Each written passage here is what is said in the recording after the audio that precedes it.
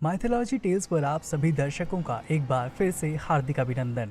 प्रिय मित्रों, जैसा कि आप सभी जानते हैं, जब कभी भी इस पृथ्वी पर कोई न कोई तपस्वी तपस्या करने बैठता था तो स्वर्गलोक में देवराज इंद्र को लगने लगता था कि अब उनका सिंहासन खतरे में है और वो बिना बात को पूरी तरह से समझे तपस्वी की तपस्या को भंग करने के लिए किसी न किसी खूबसूरत अप्सरा को भेज देते थे और फिर स्वतः ही कामदेव के बाणों से आहत होकर तपस्वी अप्सराओं के पीछे लग जाते थे और उसके बाद जो होता था वो तो आप भली भांति समझ ही सकते हैं।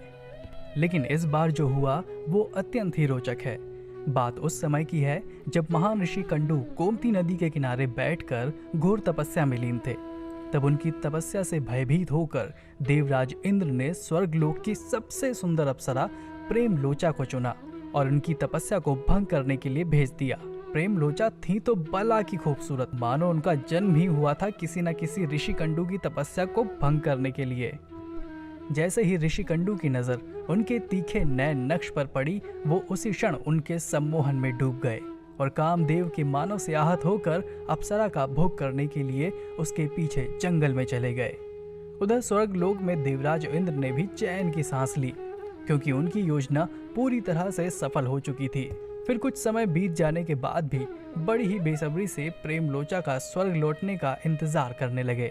लेकिन इंतजार की घड़ियां तो मानो समाप्त होने का नाम ही नहीं ले रही थी। धीरे धीरे से कुछ पलों का इंतजार दिनों में और दिनों से महीनों तथा वर्षों में परिवर्तित हो गया। पर इधर प्रेम लोचा का हाल भी बुरा था, क्योंकि ऋषि कंडू की तपस्या भंग करने का उनका लक्ष्य तो पूरा हो चुका था, परंतु कई वर्ष बीत जाने के बाद भी ऋषि कंडू उन्हें छोड़ ही नहीं रहे थे। प्रेम लोचा ऋषि कंडू के क्रोध से भली भांति परिचित थी, इसलिए अब उनके पास ऋषि का साथ देने के अलावा दूसरा कोई विकल्प ही नहीं था। अंततः एक दिन ऋषि कंडू की आंखें खुली और प्रेम लोचा से बोले, जरा तुम प्रतीक्षा करो, मैं अपनी संध्या काल की पूजा समाप्त करके आता हूँ। तब प्रेम लोचा बोली, कितने वर्ष बीत जाने के बाद अब आपको पूजा पाठ करने की सूझी है? इतने दिनों से तो आप लगातार बिना रुके मेरा विषय भोग कर रहे थे। इस पर ऋषि कंडू बोले कि तुम सुबह ही तो आई हो और मुझे पूजा पाठ करने के बारे में ज्ञान भी देने लगी।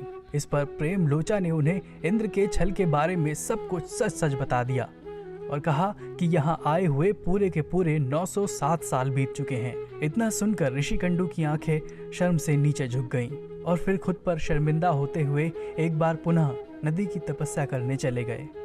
इस प्रकार से मित्रों, हमने इस प्रसंग को आपके समक्ष रखने का एक छोटा सा प्रयास किया है और हम उम्मीद करते हैं कि आपको हमारा यह प्रयास अवश्य ही पसंद आया होगा।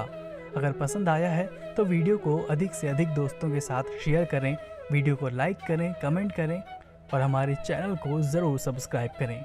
इस वीडियो को अंत तक देखने के लिए आप सभी का बहुत बहुत धन्यवाद।